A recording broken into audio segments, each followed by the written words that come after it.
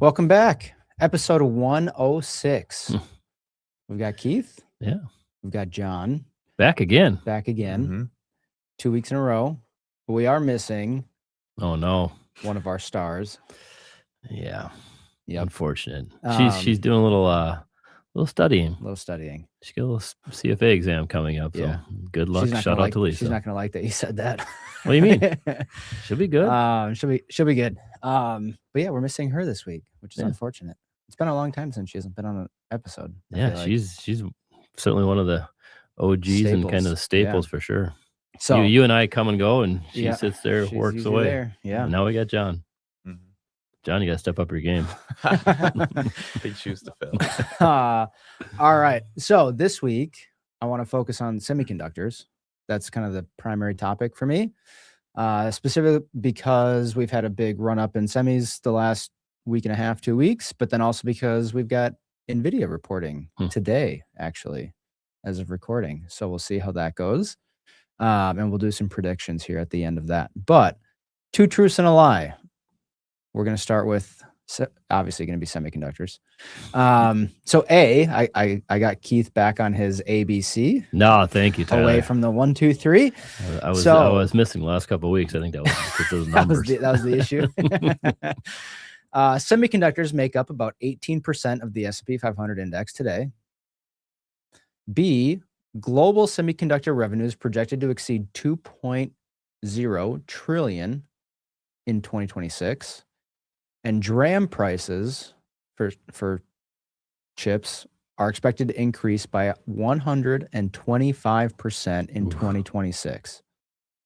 Got a lot of numbers. And I have some notes in here, but I left some things blank. I saw that too, you dirty dog. So you guys couldn't read the notes and see what that's a good idea, because I right had a answer few was. Of those. Yeah. Although I did put some charts in here that might give a few of these away. So with that being said, we'll start with Keith. Oh, since he's the growth tech guy. Yeah, growth tech guy, NVIDIA, who knows what. I think you and I are on TV tomorrow talking about. Yeah, both of us are on TV. Yeah, it's crazy talking about NVIDIA results. So yeah, hopefully, I'm sure we'll have plenty to talk about. What are you on? Yahoo. I'm on Schwab. Yeah. Yeah. So we stay tuned, everybody. We got so we got it covered. We'll make our predictions today and then be on TV talking about tomorrow how wrong we were. All right, I'm gonna start with A. Semiconductors make up 18% of the S&P 500. That is, I shouldn't have sent you guys that note yesterday. Well, that is true. Since one of I'm looking at like technology, for example, in one of the portfolios I manage, kind of looks at the S&P, kind of the relative benchmark and how the weighting in there. And I was looking at that the other day, which shocked me. It was that high, and I don't own that much, so it's been a little bit of a sore spot for me. I own a lot. Not the last couple of days. Yeah, it's certainly been. Yeah, and I think that's exactly how I'm kind of positioned. I think some of those are overvalued. I'm sure we'll get into that here in a second. So I'm saying A is true. Now you got me little numbers in the next two. I'm not quite sure. I think global semiconductor revenue is projected to exceed 2 trillion by 2026. I think that is true. And DRAM pricing expected to increase by 125 in 2026. I think that's actually probably too low. So I think that's actually a high now, or needs to be higher. So that's where I'm going. C is false. How about that, John? Okay, I think I was following the same path as you. I don't know if it was I think that I've heard more about the NAND pricing increasing. So I think he was trying to trip us up there. Oh, maybe. And maybe DRAM didn't quite hit the 125. So that's where I was going with this. Okay. So you're going C. C. Are you going C or B? I'm going C. Too. C. But for a different reason than mine. So we both end up at the same spot. Well, I got both of you because DRAM prices are expected to increase by 125%. Global semiconductor revenue is only projected to exceed 1.3 trillion. Oh, wow, this year, which is a little bit whiff on me. But I think by 2030, I think the numbers were about 2 trillion by 2030. I guess I must have not read the fine print there, John. But anyways, so yeah. Global semiconductor market. So just for some so we'll transition to the semiconductor craze recently, because obviously the prices for SMH and SOX have been, just the ETFs that track the semiconductors have been just going absolutely bonkers. So Well, global, why don't you set the table why semiconductors have been ripping, I guess, and kind of give a yeah, background. okay. So obviously this whole AI thing, I've been talking about. There you go. Uh, AI has been obviously in the news the last really since 2022 Mhm. when ChatGPT came out, and all the different competitors that have been following suit. And you could argue that the hyperscalers are somewhat forced into this AI thing, whether they want to spend on it or not. But at this point, you kind of have to. The problem is data centers cost quite a bit of money. They do. And the amount of chips and energy and water for cooling that they take is starting to increase quite a bit. Obviously, the DRAM price is up 125% this year alone, tells you that story. But the demand for chips is getting somewhat insane. Yeah. And who came out with the report a couple weeks ago that said that the CPU to GPU ratio was like 8-to-1. Initially, 8 it to was like 1. what, Yeah. 1-to-1, and now all of a sudden it's 8-to-1. Yep. And so you're starting to see companies like Micron, AMD, Intel start to do really well Intel, because yeah. those are the companies that are The CPU they companies are versus in the GPU. CPU companies, Yep. whereas NVIDIA's the GPU, Broadcom's the A6 XPUs. So they're a little bit different. But that's really why we've started to see the stock prices of semiconductors rise so dramatically, is just the pure demand for AI Yeah. and the need for it, because you got to build out these data centers, the amount of chips that you need to do it, high powered chips to do Yeah. it. And there's only a select few companies that can actually produce the chips that they need. So global semiconductor market was just under 600 billion just a few years ago, and now this year projected to be 1.3 trillion. And only what I thought was really interesting was GPUs and custom chips. So NVIDIA Mhm. and Broadcom, their type of chips are expected to account for only 30% of that. And that's where you start to get the 8-to-1, 6-to-1 Yeah. ratio. I imagine a couple years ago that number was more like that 30% was probably more like 5 though, right? Mhm. Yeah. Yeah. So there's been a huge growth, 'cause that's really where the growth's coming, because NVIDIA has certainly been the leader in this AI.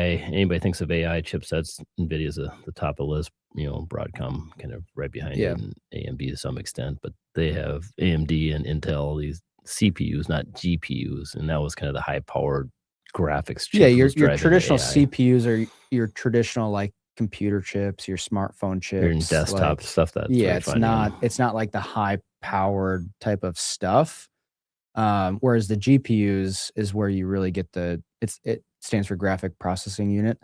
That's really where you get the high powered, the H100, what's their new one? Well, the H200, Blackwell, and then they got another I forget the next one, starts with an R, coming out next year. Yeah.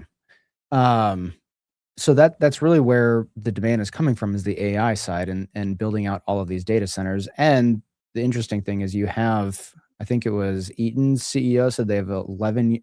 This is specifically to Eaton, but they have an 11-year backlog for data centers. Is what I think he said on the call. Some 10 or 11-year backlog. Yeah, that's kind of why these stocks and the net. I mean, we're just going to talk about semiconductors today, but you see networking stocks, all these other kind of data center plays are certainly kind of. NVIDIA was the first one to move on the AI, just kind of on the big picture, and then now it's everything else that touches the network, and especially data centers has been flying. And then I think what surprised a lot of people recently has been the CPU kind of craze. It was got to have GPUs, and then now with kind of Anthropic and Claude, theirs is more computation, kind of like we've all used it here. We have Enterprise Claude that we do certain things and PowerPoints and things like that you can tell it a command and it creates it for you. Yeah. But then it uses tokens and CPUs, not GPUs, right? So now all of a sudden that 8-to-1 figure now is closer to back to 1-to-1, and that's why you've seen Intel and, strangely enough, names like Qualcomm double in a matter of months, which I think we kind of scratch our head on a few of these moves. So my question to you guys, and John, I'll start with you. Do you think this type of pace continues for semiconductors in general for stock specifics, whether it's Qualcomm, Micron, Flex, like any of the semiconductors that continue to run. Can the pace of this rise continue? Yeah, I mean, it's obviously going to be stock by stock. We've seen memory stocks absolutely rip in the past couple of months here, but if you look back over a little bit, it's kind of been one area stepping up and then another area. So I think that kind of cycle of um, one kind of subsector stepping into the spotlight could definitely continue for some time. I don't know about the 11 years of backlog. That's kind of hard to see that far into the future. That's fair. Keith? Yeah. I think if you look out a couple years, I think we still have this kind of hyper growth. I think we're probably a little overdone on the stock sides in the near term on some of these. I think that we're getting a little speculative on nature of like a Qualcomm, for example. That stock almost doubled in a matter of a month. Mhm. On a quarter that wasn't very good. Guidance wasn't very good, but they talk now about their importance relative to AI, which is kind of surprised everybody, and that's why the move it's had. But I think we're starting to get a little bit of that frothy stage.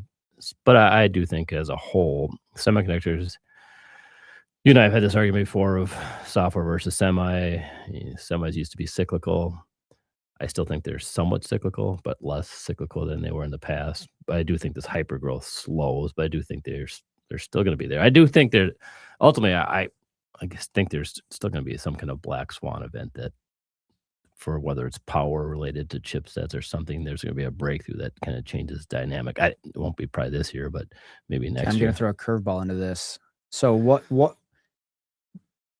So one of the questions I had was, what if there's any hiccup? But let me ask this, because we're so dependent on Taiwan.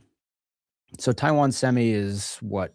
I think they make up like 55% of the semi market of like actually creating the chips. Yeah. So manufacturing. So a lot of these semiconductor companies that we talk about, a lot of them are more design focused. So they design the chips. They don't actually manufacture them. Yeah, they're called fabless, right? Yep. Yeah. So like a Taiwan Semi is considered what's called a foundry. Yep. So like Broadcom, one of my favorite stocks, they're fabless, right? All they do is pure design, and then they go to Taiwan Semi and have Taiwan Semi actually create the chips. And then Taiwan Semi uses ASML for the machines that they use. Yep. So it's kind of tied in, but we're so reliant on Taiwan, obviously Taiwan Semi, and they're headquartered in Taiwan. So we just had a summit between Xi Jinping and Trump. They seem to get along fine, but there's always been this overarching theme of China potentially doing something with Taiwan because they're so close. Obviously, China knows that they're a strategic partner of the US and Europe and a lot of other countries. So is there continued risk in China, Taiwan? And is there a way for us to diversify away from just purely Taiwan? Yeah, I think there's definitely a risk, and maybe that's that black swan thing that comes out of it, whether it's not maybe energy related, maybe something happens to Taiwan and the ability for them to export chips. So yeah, that would, a lot of things would come to a screeching halt, right? I mean, obviously, if whatever you can get, price goes up, but then if you can't get any volume, your numbers don't make sense, and then your valuations get. I would think that would be a net negative for a lot of stocks. I do think what they're, the Semiconductor Act, I think was under Biden and Trump. They've had different versions. I think, the reshoring of, but that takes time. I mean, you're talking years, not months. I mean, 4 to 5, because Taiwan Semi's Arizona plant, they started that back in 2021. Yeah. So and they're just testing, I believe, to get it up and running. We're in 2026. So I do think they need to. I think they're going on the right path. They probably need to speed that up, just to prevent for national security purposes to have.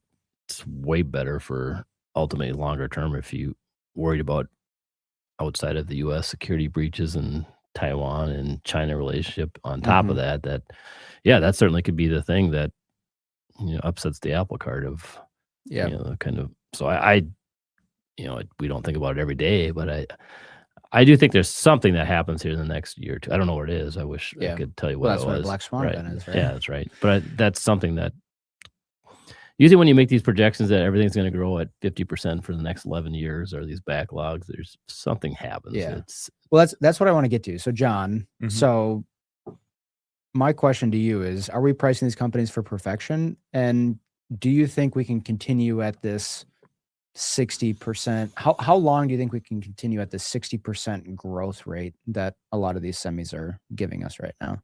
Yeah, I mean, they're priced about for perfection. They might have a little bit of upside, but most of it is baked in. And when you're growing at 60%, there's only a certain amount that you can grow at 60%. And when you kind of see that momentum, analysts keep projecting that out. So I think we could keep it up for a couple quarters here, but when you try to stretch it out over multiple years, that's kind of gets to the unrealistic point in my point of view. Yeah. Yeah, you get a lot of large numbers, and like NVIDIA, I think last quarter, I think they grew 80% year over year. I think it's supposed to be like 35, 40. So you're starting to, and then you go back, they were over 100 at some point in time. So you're getting 100 to 80s to 40s, and you're probably going to normalize in that 20 to maybe 35.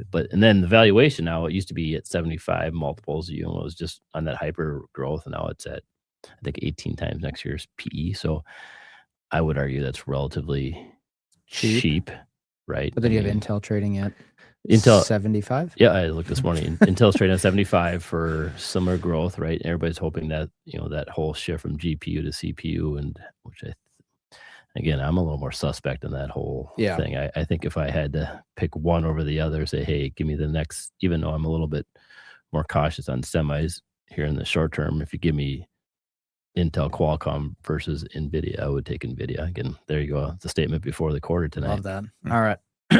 So semiconductors do make up about 18% of the S&P. So we got that out of the way in the questions. But what I thought was really interesting, so 10 years ago, it was only 2% of the S&P 500, which is crazy. Mm-hmm. Because I mean, you now have the semiconductor industry now makes up, if you add, I don't know the exact numbers, but if you add up like utilities, materials, real estate, 2.5, probably 7 now you're at about. So they're double those two sectors. 3 sectors. 3 sectors combined, they're double at least. Yeah. And when we look back to the dot-com bubble, obviously internet, tech, semiconductors were good stocks to own. Obviously, you probably like the software stocks more because they're the internet, but the backbone to that internet was the semiconductor companies. And at the peak, they were about 8 to 9% of the index. So now you're now double what they were in the dot-com era. So before I ask you the question, just talking about why it's grown so much. So in the last month, SOX, which is the semiconductor index, SOX is a index ETF for semiconductors. 1 month, they're up 18.3%, which is pretty good. Not like shockingly good, but good. That's pretty solid. Year to date, almost 60%. That's even better. That's even better. 1 year, 132.5%. And then over the last 3 years, 263%. That's a whole index, not just one stock. Correct. Yeah. So that's a basket of how many are, I think there's 20 to 30 in there. Yeah, it's a lot. I mean, you can see one stock you having these kind of numbers, but that's like meme stock type of returns, but we're talking an index. Like a whole industry is up 263% in the last 3 years. So what I'm curious about is, Keith, you brought up that you're underweight semiconductors in your S&P Core Select portfolio. Yep. So are you getting, give us a reason why that you're underweight? Are you worried about concentration? Is it just the pure performance that you can't, the valuations are starting to get off the charts? Like why are we underweight? Yeah, it's pure performance and the surprise moving. I'm obviously your favorite stock's been Broadcom. If anybody's listening for any length of time, they know that. I like it as well. I own that one. NVIDIA, those are huge names. NVIDIA's the largest name in the market. I think it's over above 8% in the S&P 500. So 8%, and then the rest of the names. So 8% of the 18 is one name. So that's a little, but then I think those two are great. I have a little more problem with some of the other names. The ones I kind of just called out were Qualcomm is probably the one I'm kind of most side-eyed towards. Like the more analog focused? Yeah, the analog guys. Because I think those are truly cyclical, and everybody's saying they're not, which I've done this long enough. You get these hyper moves, whether it's semis or networking. It kind of reminds me of back when the fiber build out for the internet. Yeah. Kind of, I think we're getting to that part of the semi point. They're just grabbing for anything that seems, oh yeah, this hasn't moved yet. Intel's been a disaster for 2 decades almost now. It's 5 years ago they decided to get back into the foundry business, and which is just costly. No, the one good thing is the government invested in back on the stock. Actually, talk about that, because I don't think a lot of people remember that. It's crazy. So, John, did you know that the government invested in Intel? No. Yeah. So let's. Yeah, I can't remember the exact. You probably remember it's a $25, I think around $25 on Intel, somewhere around there. 20 to 25, they bought it. Yeah, and I think they're up. I think it's like $50 or $60 billion on they took a 10% stake in Intel, and everybody's like questioning it, and it's like what's it? It's kind of the build out the foundry. That's what they were pushing for, right? You really had the. I think it was the Biden. It was part of the kind of the CHIPS Act. The CHIPS Act. Yeah. I think that was under Biden to start, right? And then Trump, kind of another version of it. Yeah. But anyway, not getting political. Trump added to the position? Yeah. So they both were kind of going down, bring CHIPS Act, security. But then Trump actually put a 10% stake into Intel when it was kind of floundering around, and they couldn't figure out what they do. And they were, concerns that Intel was going to go under, which is absolutely shocking because they were by far, if you go back years, the leader and then they got passed by NVIDIA, AMD, and they're kind of now the last one on the rung for producers. If any corporate person looks at their computer, they probably have an Intel sticker on their computer. On their computer, and that's what's shocking. So anyway, government took last year, and no one really talks about it anymore, a 10% stake in it. And some of the investors I'm as a capitalist, don't like government investing in companies because of unintended consequences. But the stock is now up 6 or 7-fold from the investment.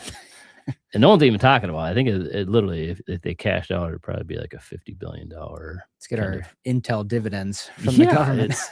So it's amazing. So I don't think the government, obviously they made that investment, but I think it's the recency. The stock didn't do anything for, it got a little bit of a bump, but it's not until recently that all of a sudden the stock's moving. It's like, that looks like a genius investment for whoever had that idea for the government. Yeah, I don't know who it was in the government, but but knowing John's an investment guy doesn't even. But when they do decide to what does that mean for Intel when the government decides to monetize it? Sell it? Well, there's other buyers out there. There's a market, price, right? Yeah, it's a marketplace. Market, but do you think that'll have any consequences on the stock? Or no, I think they just bought it because to give confidence in that Intel is going to be around, to make sure that they were going to continue to have the building out of the foundries here in the U.S.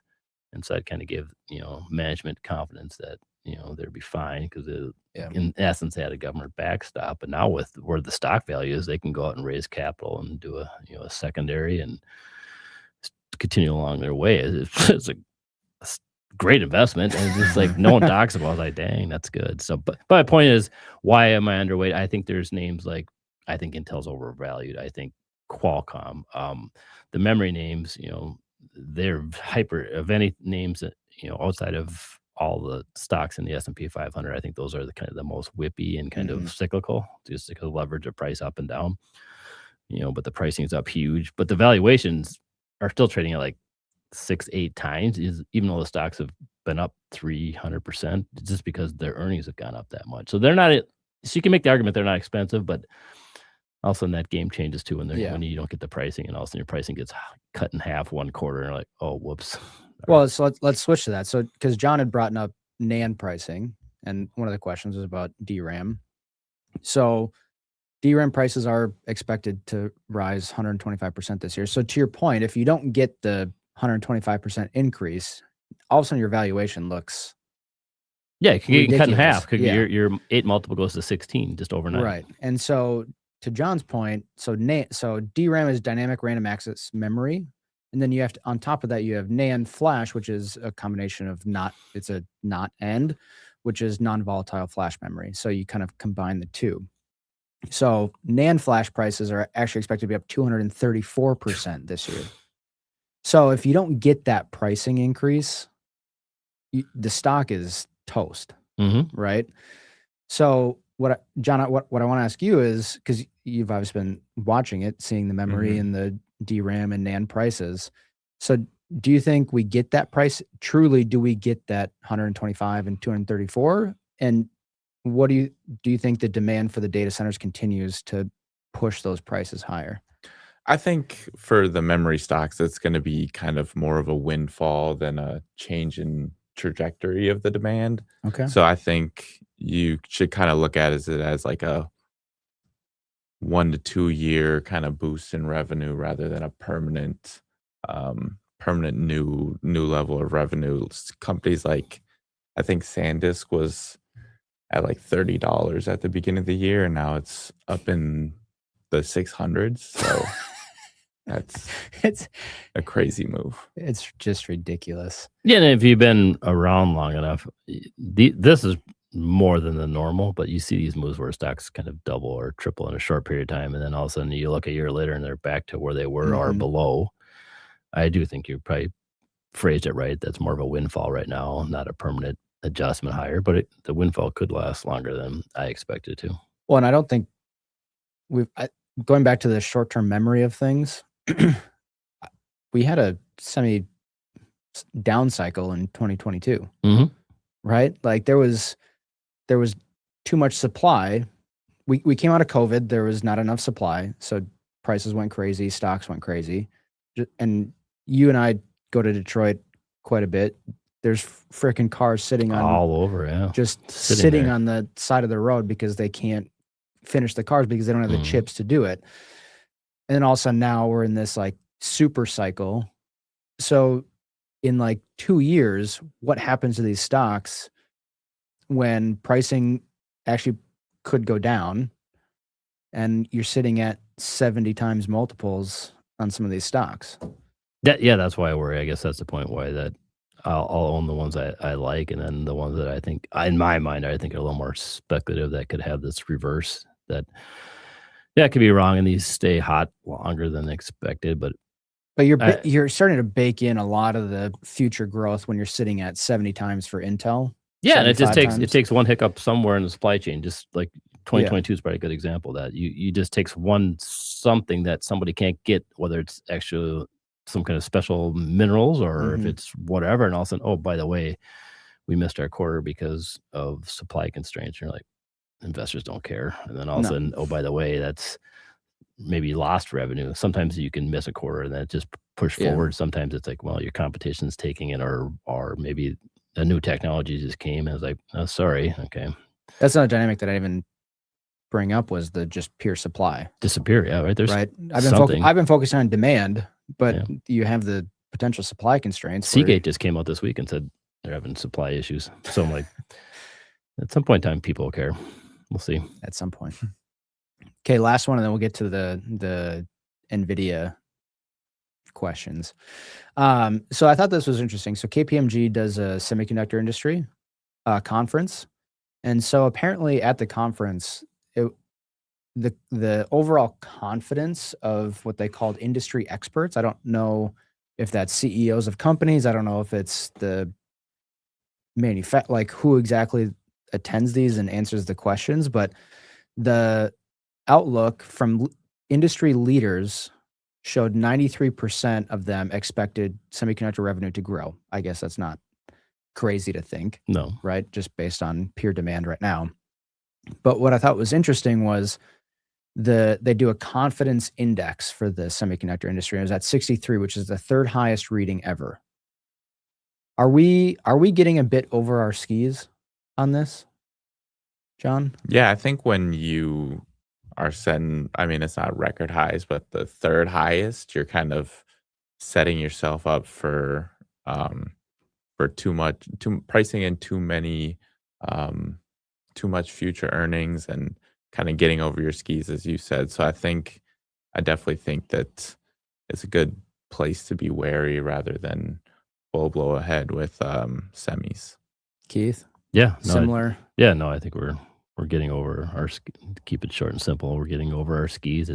I do think there'll be something that just kind of I think the trend, don't get me wrong, I think we're in the early innings of AI and semiconductors are important. I think you still want to own them. It's just, I think in the very, very short term here, I think there's probably a pullback in the, Because I mean, coming. what happens if, let's say, NVIDIA creates some, like their next chip, takes away the energy constraints, takes away the need for significant cooling, and you just need less chips. Yeah. Right? Because that's the other black swan, yeah. the law of advancement would suggest that you continue to, the next iterations are better and better and better at a significant rate. And so whether it's my favorite name, Broadcom, whether it's NVIDIA, whether it's AMD, Micron, whoever, if they all of a sudden create some chip that is this magical thing because of the advancements, at some point, you don't need as many. Yeah, I think that's ultimately where I think happens. I think we get some event that kind of upsets the apple cart. Everybody seems to forget about DeepSeek just a year and a half ago, too, or 2 years ago. Now people have short memories of what can happen to change the thing, and that's why I think. And then, so if that happens, something I think like that is going to happen, and so then all of a sudden these energy build outs, all these different plays kind of turn on sideways. And again, so I think AI Your continues. nuclear names. Yeah, all those whatever it's going to be depends efficiency. on what this advancement is. If it's kind of what you say, or this Taiwan situation, one of those kind of things that people aren't pricing in, then I think a lot of stocks get hurt. But I think the ones that can actually do it, if that's like the silver bullet of making things cheaper, easier, faster, or something like that, then that stock will probably be a home run, and people will gravitate towards that and leave some of these other names that probably don't have as bright a future. Yeah. All right. Fun stuff. Well, not so fun. So true Minnesota fashion, Minnesota sports are done. We talked about our thoughts last week, who we thought was going to advance and not advance. And was that last week or 2 weeks ago? Boy, it's probably 2 weeks, a week and a half ago. Either way, Minnesota sports are done. But we do have NVIDIA earnings tonight. So we're going to take some bets.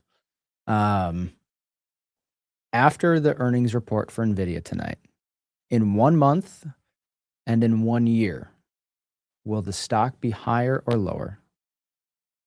Let's start with 1 month, John. All right. I think they'll beat earnings, but I think following it'll be, because there's so many eyes on it and there's so much expectations for it, they usually kind of see a pullback. So I think in the 1 month they will be lower, even though the earnings will be decent. Okay, so then, sorry, I also have after the earnings report. So 1 month they're gonna be lower. After the earnings report, I think lower as well. Lower as well. In 1 year, I think 1 year they'll be higher. Okay. Keith? So lower, higher. Yeah. As far as beating earnings, I think that's better be a foregone conclusion that they beat. Otherwise, the stock will be really bad. I do think there seems to be a little bit of shade or kind of a little hatred hanging on NVIDIA right now, which I think is undeserved. Again, as much as I've been questioning it for the last year and a half, I think for where the multiple is and the growth rate, and I still think they're still one of the leaders. But anyway, I think they beat. I do think the stock trades down for the day they report. So tomorrow, they report tonight. 1 month they'll be up, and 1 year I think they're going to be higher. Okay, so we got lower, higher. We've got lower, higher. Yeah. I've got higher. Yeah, no, that wouldn't surprise me, because I think they haven't been keeping up. Yeah. My reasoning is they haven't, just the overall semi trade, they haven't been keeping up. I think they show good demand. They show good revenue growth. Their margins, I think, do really well, just with all the pricing stuff that we're seeing right now. And they're cheap. Yeah.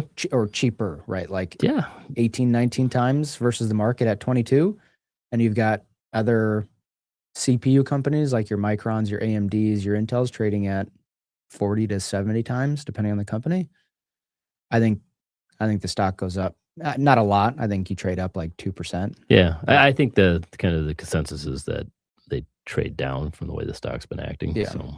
So I would say higher for I like it. Okay. for all of it. It's good. We're So- all on record. All right, there we We'll go. be back next week with our report and card. Keith and I'll be on TV tomorrow talking about Yeah, it. stay tuned, everybody. All right. Well, we'll see you guys next week. Like and subscribe.